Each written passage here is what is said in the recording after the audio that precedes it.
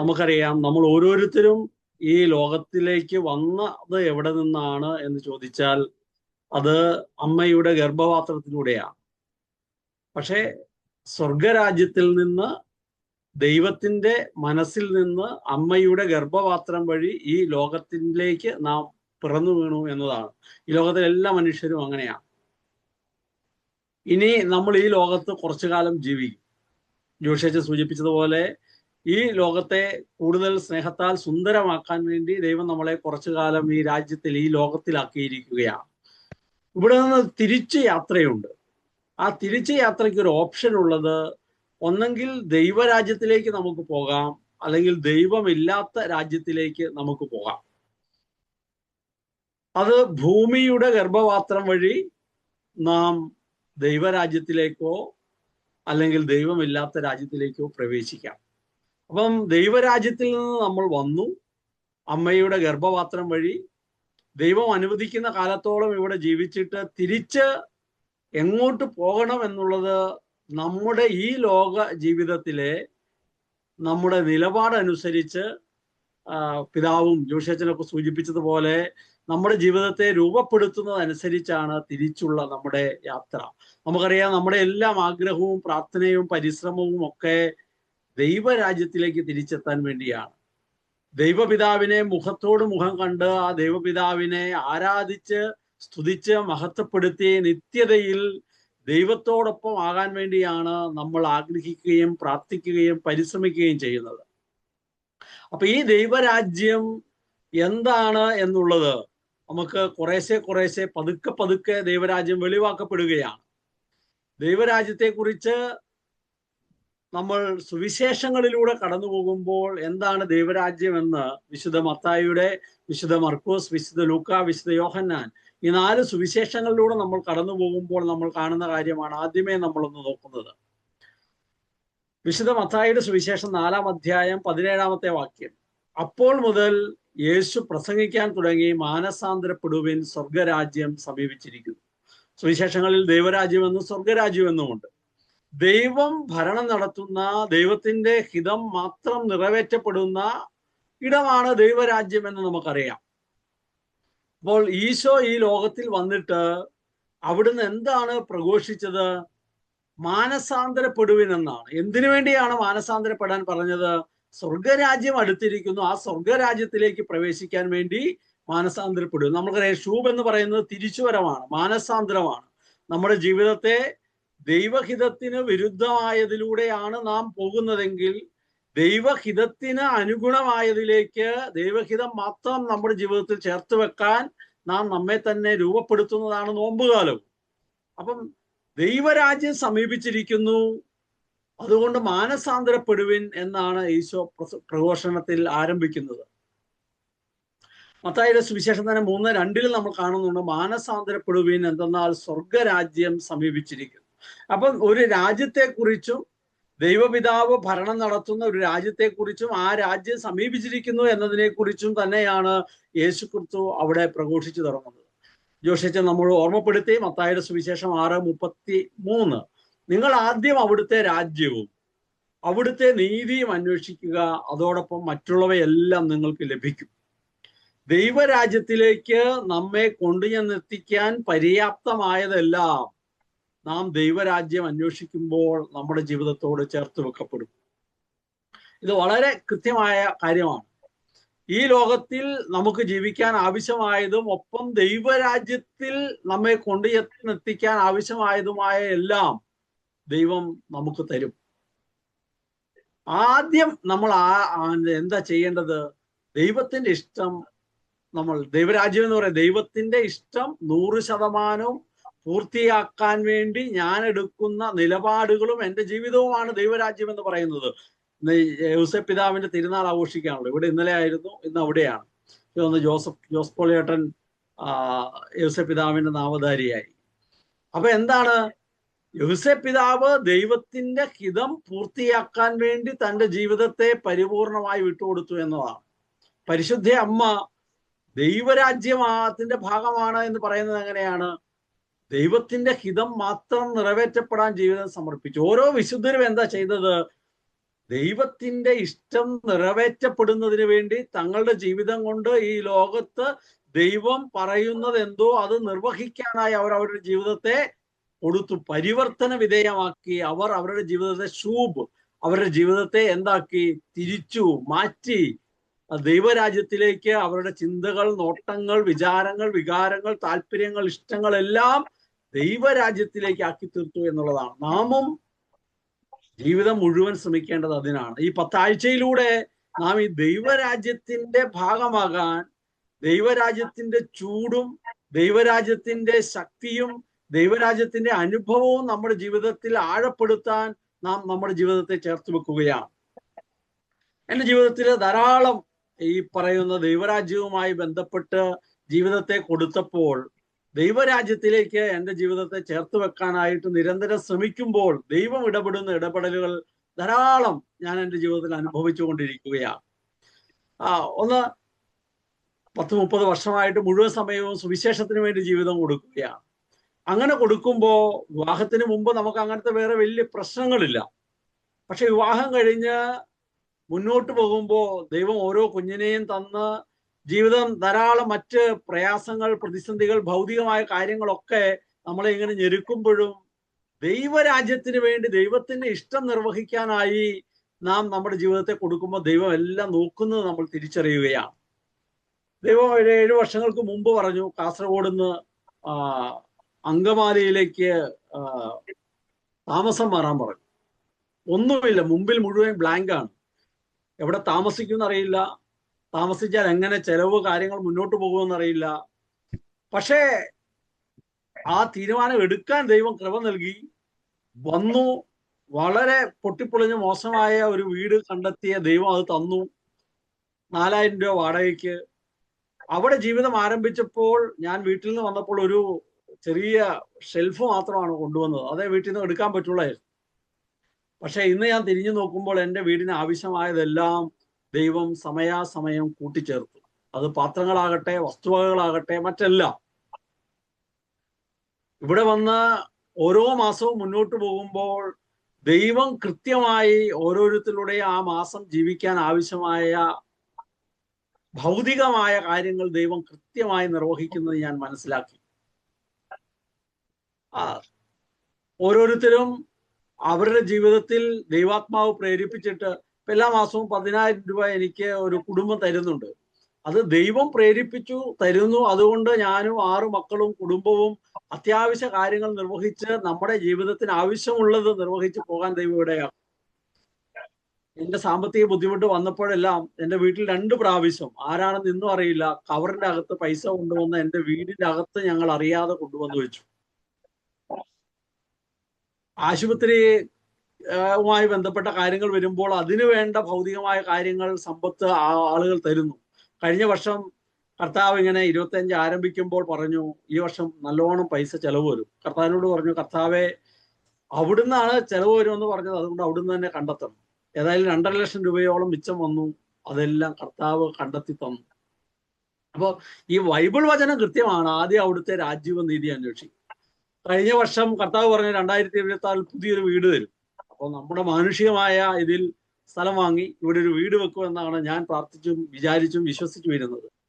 2026 ജനുവരി 1-ാം തീയതി എൻ്റെ വീട്ടിൽ, എനിക്കറിയുന്ന എൻ്റെ ഒരു സുഹൃത്താണ്, ജീസുവിന്റെ ഒരു ഓൾക്കാരിലെ കോർഡിനേറ്റർ ആയിരുന്നു, ജോമ വർഗീസ്. അവരിപ്പോൾ ഓസ്ട്രേലിയയിലാണ്. എൻ്റെ വീട്ടിൽ വന്നു, ഭക്ഷണമൊക്കെ കഴിച്ചു. അവരുടെ വീട്ടിൽ അങ്കമാലി ബസിലിക്കയുടെ അടുത്താണ്. ചെല്ലാൻ പറഞ്ഞു. 2 ദിവസം കഴിഞ്ഞപ്പോൾ ചെന്നു. എല്ലാം കണ്ടു കഴിഞ്ഞപ്പം പുള്ളി പറഞ്ഞു, കർത്താവ് പറഞ്ഞു ഷിജുവിനോട് ചോദിക്കാൻ, ഞങ്ങളുടെ വീട് 2 നില വീട് വാടകയില്ലാതെ ഷിജുവിനും കുടുംബത്തിനും താമസിക്കാൻ തരണമെന്നാണ് ദൈവം ഞങ്ങളോട് പറഞ്ഞത്. ഞാനും പ്രാർത്ഥിച്ചു. കുറച്ച് ദിവസം എടുത്ത് ദൈവത്തിന്റെ ഹിതമാണെന്ന് മനസ്സിലാക്കി അടുത്ത വ്യാഴാഴ്ച അങ്ങോട്ട് താമസം മാറുകയാണ്. അപ്പൊ ജീവിതത്തിൽ ധാരാളം പ്രയാസങ്ങളിലൂടെ കടന്നു പോകുമ്പോൾ ദൈവം നമുക്ക് ആവശ്യമായത് ഭൗതികമായത് തരുമെന്ന കാര്യത്തിൽ യാതൊരു സംശയവുമില്ല. ഈ ഭൗതികമായതെല്ലാം എന്തിലേക്കാണ്? നിത്യതയിലേക്ക് പോകാൻ നമ്മെ സഹായിക്കാനാണ്. ഇവിടെ നിൽക്കാനല്ല, ഇതിൽ പിടിച്ചു നിൽക്കാനല്ല, മറിച്ച് നിത്യതയിലേക്ക് നാം നമ്മുടെ ജീവിതത്തെ കൊണ്ടുപോകാൻ ദൈവം നമ്മെ സഹായിക്കുകയാണ്, ഓർമ്മപ്പെടുത്തുകയാണ്. നിങ്ങൾക്ക് ആവശ്യമുള്ളത് തരാൻ കഴിയുന്ന ദൈവമാണ് ഞാൻ. എന്റെ ഹിതം നിങ്ങളുടെ ജീവിതത്തിൽ പൂർത്തിയാക്കുമ്പോൾ നിങ്ങൾക്ക് നിത്യത കിട്ടും. അതാണ് നമ്മൾ മത്തായിയുടെ സുവിശേഷം 7-ാം അധ്യായം 21 നമ്മൾ വായിക്കുന്നുണ്ട്. കർത്താവേ കർത്താവേ എന്ന് എന്നോട് വിളിച്ചപേക്ഷിക്കുന്നവനല്ല, എന്റെ സ്വർഗസ്ഥനായ പിതാവിന്റെ ഇഷ്ടം നിറവേറ്റുന്നവനാണ് സ്വർഗരാജ്യത്തിൽ പ്രവേശിക്കുക. നമ്മുടെ ആവശ്യങ്ങളെല്ലാം, നമ്മുടെ ആഗ്രഹങ്ങളെല്ലാം നിർവഹിക്കാൻ വിളിക്കുന്നതല്ല, മറിച്ച് ദൈവത്തിന്റെ ഇഷ്ടം എന്താണ്, ദൈവം ഇന്ന് എന്നോട് എന്താണ് പറയുന്നത്, അതനുസരിച്ച് എൻ്റെ ജീവിതം, ജോഷൻ സൂചിപ്പിച്ചില്ലേ, എൻ്റെ കുടുംബ ജീവിതത്തിലേക്ക് നമ്മൾ ഓരോരുത്തരും പ്രവേശിക്കുമ്പോൾ എൻ്റെ ജീവിത പങ്കാളിയോടുള്ള എൻ്റെ ഇടപെടൽ എങ്ങനെയാകണമെന്നാണ് ദൈവം എന്നോട് പറയുന്നത്. എൻ്റെ മക്കളോട് എങ്ങനെയായിരിക്കണമെന്നാണ് പറയുന്നത്. എൻ്റെ മക്കളെ ഏത് കോഴ്സ്, ഏത് സ്കൂളിൽ എന്ത് പഠിപ്പിക്കണമെന്നാണ്. എല്ലാം ദൈവത്തിന്റെ ഇഷ്ടത്തിന് എൻ്റെ ജീവിതത്തെയും എൻ്റെ കുടുംബത്തെയും ഏൽപ്പിച്ചു കൊടുക്കാൻ, വിട്ടുകൊടുക്കാൻ കഴിയുന്നതിലേക്കുള്ള വളർച്ചയാണ് സുവിശേഷത്തിൽ നാം വളരുന്നു എന്ന് പറയുന്നത്. അതുകൊണ്ട് ദൈവത്തിന്റെ ഇഷ്ടം നിർവഹിക്കുന്നതിലേക്ക് ദൈവം നമ്മെ വിളിക്കുകയാണ്. മത്തായിയുടെ സുവിശേഷം 11:12 നാം വായിക്കുന്നുണ്ട്, സ്വർഗരാജ്യം ബലപ്രയോഗത്തിന് വിധേയമായിരിക്കുന്നു, ബലവാൻ അത് കവർന്നെടുക്കും. എന്താണ്? ദൈവത്തിന്റെ, നമ്മുടെ ഇഷ്ടം നിർവഹിക്കാൻ താല്പര്യമുണ്ട്, ഈ ലോകത്തിന്റെ ഇഷ്ടം അനുസരിച്ച് ജീവിക്കാൻ ആഗ്രഹമുണ്ട്. അച്ഛൻ പറഞ്ഞില്ലേ, ജോഷിയച്ഛൻ അത് നമ്മളോട് സൂചിപ്പിച്ചു, നമുക്കൊരു കമ്മിറ്റ്മെന്റ് ഉണ്ട്. എന്താണ്? ദൈവരാജ്യത്തോടുള്ള കമ്മിറ്റ്മെന്റ് ആണ്, പിതാവായ ദൈവത്തോടുള്ള കമ്മിറ്റ്മെന്റ് ആണ്. ആ കമ്മിറ്റ്മെന്റ് എടുക്കുന്നതിലേക്ക് നാം ഒരു ബലപ്രയോഗം നടത്തേണ്ടതുണ്ട്. അതിനുവേണ്ടി നമ്മുടെ ജീവിതത്തെ നാം കൊടുക്കേണ്ടതുണ്ട്. അപ്പോഴാണ് സ്വർഗരാജ്യം സ്വന്തമാക്കാൻ പറ്റുന്നത്. വിശുദ്ധ മത്തായി സുവിശേഷത്തിൽ മാത്രം 32 പ്രാവശ്യം ഈ ദൈവരാജ്യം എന്ന പ്രയോഗമുണ്ട്. അപ്പൊ എത്ര പ്രധാനപ്പെട്ടതാണ് ഈ ദൈവരാജ്യം എന്നാണ് വിശുദ്ധ മത്തായിയുടെ സുവിശേഷത്തിൽ നാം വായിക്കുന്നത്. വിശുദ്ധ മർക്കോസിന്റെ സുവിശേഷത്തിൽ 1:14-15 ആരംഭത്തിൽ തന്നെ നമുക്കറിയാം, ആദ്യം എഴുതപ്പെട്ട സുവിശേഷവും മർക്കോസിന്റെ സുവിശേഷമാണ്.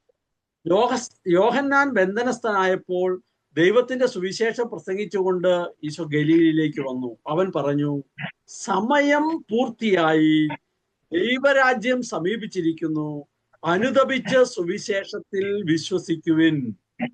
ഇത് പ്രധാനപ്പെട്ടതാണ്. യേശുവിന്റെ പ്രഘോഷണത്തിന്റെ കേന്ദ്രം, അതിന്റെ ആരംഭം, അതെല്ലാം ഈ ദൈവരാജ്യവുമായി ബന്ധപ്പെടുത്തിക്കൊണ്ടാണ്.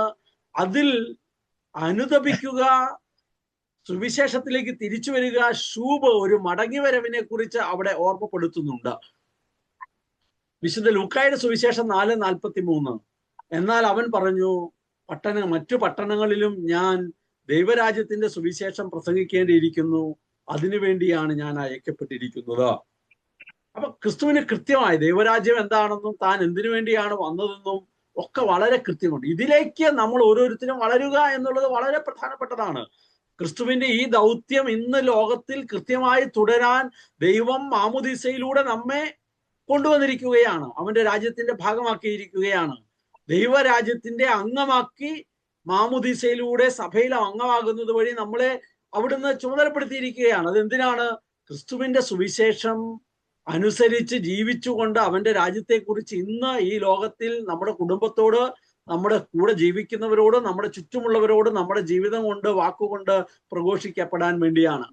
ലൂക്ക 16:16 ദൈവരാജ്യം പ്രസംഗിക്കപ്പെടുന്നു, എല്ലാവരും ബലം പ്രയോഗിച്ച് അതിൽ പ്രവേശിക്കുന്നു. ഇവിടെയും ഒരു ബലപ്രയോഗം ആവശ്യമാണ് എന്ന് ഓർമ്മപ്പെടുത്തുന്നുണ്ട്. ലൂക്കായുടെ സുവിശേഷം 18:17 സത്യമായി ഞാൻ നിങ്ങളോട് പറയുന്നു, ശിശുവിനെ പോലെ ദൈവരാജ്യം സ്വീകരിക്കാത്ത ആരും അതിൽ പ്രവേശിക്കുകയില്ല. ശിശുവിന്റെ പ്രത്യേകത എന്താണ്? അവൻ അപ്പനിൽ ആശ്രയിക്കുന്നു എന്നാണ്. മാതാപിതാക്കളിൽ അന്ധമായി കണ്ണുമടച്ച് ആശ്രയിക്കുന്നു. നമ്മൾ ഒരു കഥ കേട്ടിട്ടുണ്ടല്ലോ, വലിയ കെട്ടിടത്തിന്റെ മുകളിൽ ഒരു കൊച്ചു അകപ്പെട്ടു പോയി, തീ പിടിച്ചു, പുക കാരണം ഒന്നും കാണത്തില്ല. താഴെ നിന്ന് അപ്പൻ വിളിച്ചു പറഞ്ഞു, മോനെ ഞാൻ താഴെയുണ്ട്, ചാടിക്കോ. പരിപൂർണമായ അപ്പനിൽ ആശ്രയിക്കുന്ന കുഞ്ഞ് താഴെ ഒന്നും കാണത്തില്ല, ആ കെട്ടിടത്തിന്റെ മുകളിൽ നിന്ന് എടുത്തു ചാടുകയാണ്. താഴെ അപ്പനുണ്ടെന്നും അപ്പൻ കൈപിടിച്ചിട്ടുണ്ടെന്നും തനിക്ക് അപകടം പറ്റിയേലെന്നും അന്ധമായി വിശ്വസിച്ച് ആ കുഞ്ഞ് ചാടുകയാണ്. അതുപോലെ ഈ ശിശുവിനെ പോലെ, ആ ശിശു ചാടിയതുപോലെ ദൈവപിതാവിന്റെ ഹിതം അനുസരിച്ച് അത് മാത്രം നോക്കി ചാടാനായിട്ട് ശ്രമിക്കലാണ് ദൈവരാജ്യം. വിശുദ്ധ ഫ്രാൻസിസ് അസീസി അതല്ലേ ചെയ്തത്? പള്ളി പണിയാൻ പറഞ്ഞു, അന്ധമായിട്ട് പോയി പള്ളി പണിതു. കുറച്ചു കഴിഞ്ഞപ്പോഴാണ് മനസ്സിലാകുന്നത് അങ്ങനെ പള്ളി പണിയാനല്ല പറഞ്ഞതെന്ന്. യോസേപ്പ് പിതാവ് എന്താ ചെയ്തത്? കണ്ണുമടച്ച് ദൈവത്തിന്റെ ഹിതം നിർവഹിച്ചു. പരിശുദ്ധ അമ്മ എന്താ ചെയ്തത്? കണ്ണുമടച്ച് ദൈവത്തിന്റെ ഹിതം നിറവേറ്റാൻ ശ്രമിച്ചു. നമ്മളോടും ദൈവം ആവശ്യപ്പെടുന്നത് ഇത് തന്നെയാണ്. നാം ശിശുവിനെ പോലെ ദൈവത്തിന്റെ ഹിതത്തിന് പരിപൂർണമായി വിധേയപ്പെടാൻ നമ്മൾ പറയുകയാണ്. 30-ലേറെ തവണയാണ് വിശുദ്ധ ലൂക്കാസ് ശ്ലീഹായുടെ സുവിശേഷത്തിൽ ദൈവരാജ്യം എന്ന പ്രമേയം കാണുന്നത്. അപ്പൊ സുവിശേഷങ്ങൾ, യോഹന്നാന്റെ സുവിശേഷത്തിൽ വരുമ്പോൾ നമുക്ക് വായിക്കാം, യേശു പറഞ്ഞു, സത്യം സത്യമായി ഞാൻ നിന്നോട് പറയുന്നു, വീണ്ടും ജനിക്കുന്നില്ലെങ്കിൽ ഒരുവന് ദൈവരാജ്യം കാണാൻ കഴിയുകയില്ല. ഷൂബ് വീണ്ടും ജനനമാണ്, പരിവർത്തനപ്പെടലാണ്. ദൈവത്തിന്റെ ഹിതം മാത്രം ജീവിതത്തിൽ പൂർത്തിയാക്കാനായി നിരന്തരം ജാഗ്രതയുള്ളതാകലാണ് ഈ ജനനം എന്ന് പറയുന്നത്. അപ്പം ഈ ഒരു 10 ആഴ്ചത്തെ കോഴ്സിലൂടെ നാം കടന്നു പോകുമ്പോൾ വീണ്ടും ജനിക്കാനുള്ള വഴികൾ ദൈവം നമ്മെ ഓർമ്മപ്പെടുത്തുകയും അതിന് ശക്തി നമുക്ക് തരികയുമാണ്. ഈ നോമ്പുകാലം വീണ്ടും ജനിക്കുന്നതിലേക്ക് നമ്മെ ശക്തിപ്പെടുത്തുന്നതാണ്. അപ്പൊ വീണ്ടും ജനിക്കാതെ, ദൈവത്തിന്റെ ഹിതമനുസരിച്ച് മാത്രം ജീവിതത്തെ കേന്ദ്രീകരിക്കാതെ ദൈവരാജ്യത്തിൽ പ്രവേശിക്കാനാവില്ല.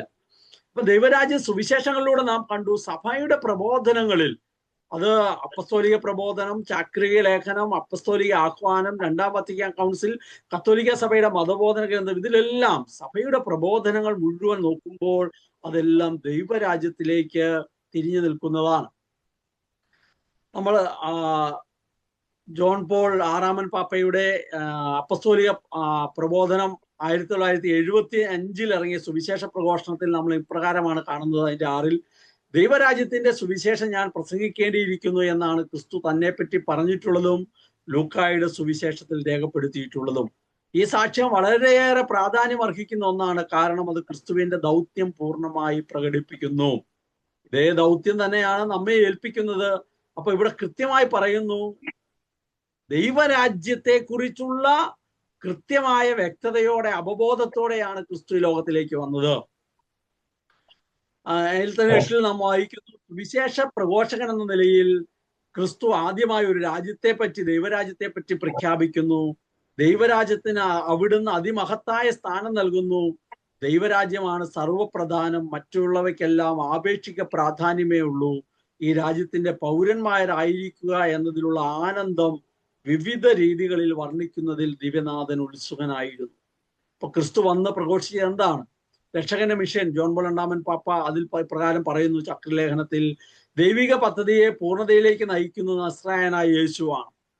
ഏറ്റു പറയണം, അവിടുന്ന് പറഞ്ഞു, സമയം പൂർത്തിയായിരിക്കുന്നു, ദൈവരാജ്യം സമാഗതമായിരിക്കുന്നു, അനുദപിച്ച് സുവിശേഷത്തിൽ വിശ്വസിക്കുവാൻ. ദൈവരാജ്യത്തിന്റെ സ്ഥാപനവും പ്രഘോഷണവുമാണ് തന്റെ ദൗത്യത്തിന്റെ ലക്ഷ്യം. ഇതിനായിട്ടത്രേ ഞാൻ അയക്കപ്പെട്ടത്. ജോൺ പോൾ പാപ്പയുടെ തന്നെ ചക്രലേഖനത്തിൽ നാം വായിക്കുകയാണ് 14-ൽ, യേശു തന്റെ രാജ്യത്തിന്റെ സ്വഭാവവും നിബന്ധനകളും തന്റെ വാക്കുകളിലൂടെയും പ്രവൃത്തികളിലൂടെയും വ്യക്തിത്വത്തിലൂടെയും ക്രമേണ വെളിപ്പെടുത്തി തരികയാണ്. ദൈവരാജ്യം സമസ്ത മാനവരാശിക്കും വേണ്ടിയുള്ളതാണ്. സകലരും അതിലെ അംഗങ്ങളാകാൻ വിളിക്കപ്പെട്ടിരിക്കുന്നു. ഈ സത്യത്തിന് കൂടുതൽ ഊന്നൽ കൊടുക്കാനാണ് സമൂഹത്തിലെ അധസ്ഥിതരോട് യേശു കൂടുതൽ അടുത്ത് പെരുമാറിയത്. സുവിശേഷം അവരെ അറിയിക്കുന്നതിൽ അവിടുന്ന് കൂടുതൽ താല്പര്യം കാണിച്ചു. അതിന്റെ 15-ൽ നാം വായിക്കുന്നുണ്ട്, മനോഹരമാണത്. മനുഷ്യബന്ധങ്ങളെ പുതിയ രൂപഭാഗങ്ങളിൽ ക്രമപ്പെടുത്തുകയാണ് ദൈവരാജ്യത്തിന്റെ ലക്ഷ്യം. മനുഷ്യർ തമ്മിൽ സ്നേഹിക്കാനും ക്ഷമിക്കാനും ശുശ്രൂഷിക്കാനും സന്നദ്ധരാകുന്നതനുസരിച്ച് ദൈവരാജ്യം ക്രമേണ വളർച്ച പ്രാപിക്കുന്നു. ജോഷേച്ചൻ സൂചിപ്പിച്ചതുപോലെ നമ്മുടെ കുടുംബത്തിൽ, ഭാര്യ ഭർത്തൃ ബന്ധത്തിൽ, മാതാപിതാക്കൾ മക്കൾ ബന്ധത്തിൽ, സഹോദരങ്ങൾ ബന്ധത്തിൽ ഈ ദൈവരാജ്യമാണ് പുതിയൊരു രൂപവും ഭാവവും നമുക്ക് കൊണ്ടുവരുന്നത്. സ്നേഹിക്കാനും ക്ഷമിക്കാനും ശുശ്രൂഷിക്കാനും നമ്മെ ശക്തിപ്പെടുത്തുന്ന ഈ ദൈവരാജ്യമാണ്. ദൈവരാജ്യത്തിന്റെ ലക്ഷ്യവും സ്വഭാവവും സമസ്ത മാനവരാശിയുടെയും സമ്പൂർണമായ ഐക്യമാണ്. മനുഷ്യരും തമ്മിലും മനുഷ്യരും ദൈവവും തമ്മിലുള്ള സമ്പൂർണമായ കൂട്ടായ്മയാണ് ദൈവരാജ്യം എന്ന് പറയുന്നത്. സുവിശേഷത്തിന്റെ സന്തോഷം ഫ്രാൻസിസ് പാപ്പ നമ്മെ ഓർമ്മപ്പെടുത്തുന്നു. സുവിശേഷം ദൈവരാജ്യത്തെ കുറിച്ചുള്ളതാണ്. നമ്മുടെ ലോകത്തിൽ ഭരണം നടത്തുന്ന സ്നേഹപൂർണനായ ദൈവത്തെ കുറിച്ചുള്ളതാണ്. അവിടുന്ന് നമ്മുടെ ഉള്ളിൽ ഭരണം നടത്തുന്നതനുസരിച്ച് സമൂഹ ജീവിതം സാർവത്രിക സാഹോദര്യത്തിനും നീതിക്കും സമാധാനത്തിനും മഹത്വത്തിനുമുള്ള ഒരു പശ്ചാത്തലമാകും. അങ്ങനെ ക്രൈസ്തവ പ്രഭാഷണവും ക്രൈസ്തവ ജീവിതവും സമൂഹത്തെ സ്വാധീനിക്കാൻ ഉദ്ദേശിച്ചുള്ളതാണ്. നാം ദൈവരാജ്യം അന്വേഷിക്കുകയാണ്. നിങ്ങൾ ആദ്യം അവിടുത്തെ രാജ്യവും അവിടുത്തെ നീതിയും അന്വേഷിക്കുക, അതോടൊപ്പം മറ്റുള്ളവയെല്ലാം നിങ്ങൾക്ക് ലഭിക്കും. യേശുവിന്റെ ദൗത്യം അവിടുത്തെ പിതാവിന്റെ രാജ്യം ഉദ്ഘാടനം ചെയ്യുകയാണ്. സ്വർഗരാജ്യം സമീപസ്ഥമാണെന്ന സദ്വാർത്ത പ്രഘോഷിക്കാൻ അവിടുന്ന് തന്റെ ശിഷ്യന്മാരോട് കൽപ്പിച്ചു. നമ്മുടെ ദൗത്യം എന്താണ് എന്നുള്ളതാണ്. തിരുസഭയെ കുറിച്ചുള്ള കോൺസ്റ്റിറ്റ്യൂഷൻ, അതിൽ രണ്ടാം വത്തിക്കാൻ കൗൺസിൽ പ്രമാണരേഖയിൽ നമ്മൾ വായിക്കുന്നുണ്ട്, പരിശുദ്ധ സഭയുടെ രഹസ്യാത്മകത അവരുടെ സംസ്ഥാപനത്തിൽ തന്നെ പ്രകടിതമായി. സമയം പൂർത്തിയായി, ദൈവരാജ്യം സമീപിച്ചിരിക്കുന്നു എന്ന വാക്കുകളാൽ തിരുലിഖിതങ്ങളിൽ യുഗങ്ങളായി വാഗ്ദാനം ചെയ്യപ്പെട്ടിരുന്ന ദൈവരാജ്യത്തിന്റെ ആഗമനത്തിന്റെ മംഗളവാർത്ത വിളംബരം ചെയ്തുകൊണ്ടാണ് കർത്താവായ ഈശോ തന്റെ സഭയ്ക്ക് ആരംഭമിട്ടത്. യോഹന്നാൻ ബന്ധനസ്ഥനായപ്പോൾ യേശു ദൈവത്തിന്റെ സുവിശേഷം പ്രസംഗിച്ചുകൊണ്ട് ഗലീലിലേക്ക് വന്നു. അവിടുന്ന് പറഞ്ഞു, സമയം പൂർത്തിയായി, ദൈവരാജ്യം സമീപിച്ചിരിക്കുന്നു, അനുദപിച്ച് സുവിശേഷത്തിൽ വിശ്വസിക്കുവിൻ. പിതാവിന്റെ ഇഷ്ടം നിർവഹിക്കുന്നതിന് ക്രിസ്തു ഭൂമിയിൽ സ്വർഗരാജ്യം ഉദ്ഘാടനം ചെയ്തു. 541 മുതൽ 553 വരെയുള്ള ഭാഗങ്ങളിൽ മുഴുവൻ കത്തോലിക്ക സഭയുടെ മതബോധന ഗ്രന്ഥത്തിൽ നാം ഈ ദൈവരാജ്യത്തെ കുറിച്ചാണ് നാം കാണുകയും മനസ്സിലാക്കുകയും പഠിക്കുകയും ചെയ്യുന്നത്. യേശുവിന്റെ പ്രഘോഷണത്തിന്റെ കാതൽ ദൈവരാജ്യമാണ്. യേശുവിന്റെ വരവോടെ ആരംഭിക്കുന്നതും എന്നാൽ പൂർത്തിയാകാനുള്ളതുമായ യാഥാർത്ഥ്യമാണിത്. യേശുവിൽ ഇത് പൂർത്തിയായിരിക്കുന്നു എന്ന് നാം മനസ്സിലാക്കുകയാണ്. ദൈവത്തിന്റെ സുവിശേഷമായ ക്രിസ്തു തന്നെയാണ് ദൈവരാജ്യത്തിന്റെ പ്രഥമനും പരമോന്നതനുമായ വക്താവ്. ആ ദൗത്യം അവിടുന്ന് ജീവിതത്തിൽ നിർവഹിച്ചു. കുരിശിലെ ബലിയിൽ അവിടുന്ന് അത് പൂർത്തിയാക്കി. പ്രിയപ്പെട്ടവരെ, ഈ ദൈവരാജ്യത്തിൽ കൂടുതൽ ആഴപ്പെടാനും വളരാനും നമ്മൾ ഈ 10 ആഴ്ചത്തെ ഈ ഷൂബ് നമ്മളെ സഹായിക്കുകയാണ്. ദൈവരാജ്യത്തിൽ നിന്ന് നമ്മൾ വന്നു. ഇവിടെ ദൈവരാജ്യ അനുഭവത്തിൽ നാം ജീവിക്കണം. അപ്പോഴാണ് തിരിച്ച് ദൈവരാജ്യത്തിലേക്ക് നമുക്ക് പോകാനായിട്ട് കഴിയുന്നത്. നാം വളരെ വിദൂരങ്ങളിലാണ്. ഈ ഒരു ആധുനികതയുടെ സാങ്കേതിക വിദ്യയിൽ നാം ഇങ്ങനെ ഒരുമിച്ചിരിക്കുമ്പോൾ ഇതെല്ലാം ദൈവരാജ്യത്തിന്റെ വളർച്ചയിൽ നമ്മളെ സഹായിക്കുകയാണ്. പ്രിയപ്പെട്ടവരെ, ബാക്കിയെല്ലാം മറന്നുകൊണ്ട്, അപ്പസ്തലൻ പറയുന്നത് പോലെ ബാക്കിയെല്ലാം ഉച്ഛിഷ്ടമാണെന്ന് ഉറപ്പാക്കിക്കൊണ്ട് ദൈവരാജ്യം എന്ന ഏറ്റവും പരമപ്രധാനമായ നമ്മുടെ ജീവിതത്തിന്റെ നിത്യതയിലേക്ക് നാം യാത്ര ചെയ്യുകയാണ്. നാം ഈ 10 ആഴ്ചയും ഇങ്ങനെ ഒരുമിച്ച് വരുന്നതും വചനം കേൾക്കുന്നതുമൊക്കെ ഈ ദൈവരാജ്യത്തിൽ ആഴപ്പെടാൻ വേണ്ടിയാണ്. നാം വിശുദ്ധ വിലയിൽ പങ്കെടുക്കുന്നത്, സുവിശേഷങ്ങൾ വായിച്ചു പോകുന്നത്, വ്യക്തിപരമായി നാം പ്രാർത്ഥിക്കുന്നത്, കൗദാശികമായ ജീവിതത്തോട് നമ്മുടെ ജീവിതത്തെ നാം ചേർത്ത് വെക്കുന്നത്, നാം ഈ കൂട്ടായ്മയിൽ ഒരുമിച്ച് വന്ന് പഠിക്കുകയും വിചിന്തനം നടത്തുകയും ഒക്കെ ചെയ്യുന്നത് ദൈവരാജ്യത്തിലേക്ക് നമ്മുടെ ജീവിതത്തെ വെക്കാൻ വേണ്ടിയാണ്. നമ്മുടെ ജീവിത പങ്കാളിയെ നാം എത്തിക്കേണ്ട ഇടം അത് ദൈവരാജ്യത്തിലാണ്. നമ്മുടെ മക്കളെ നാം എത്തിക്കേണ്ട ഇടം അത് സ്വർഗരാജ്യത്തിലാണ്. നമ്മുടെ സഹോദരങ്ങൾ നിശ്ചയമായും ഉണ്ടാകുമെന്ന് ഉറപ്പാക്കേണ്ട ഇടം അത് സ്വർഗരാജ്യമാണ്.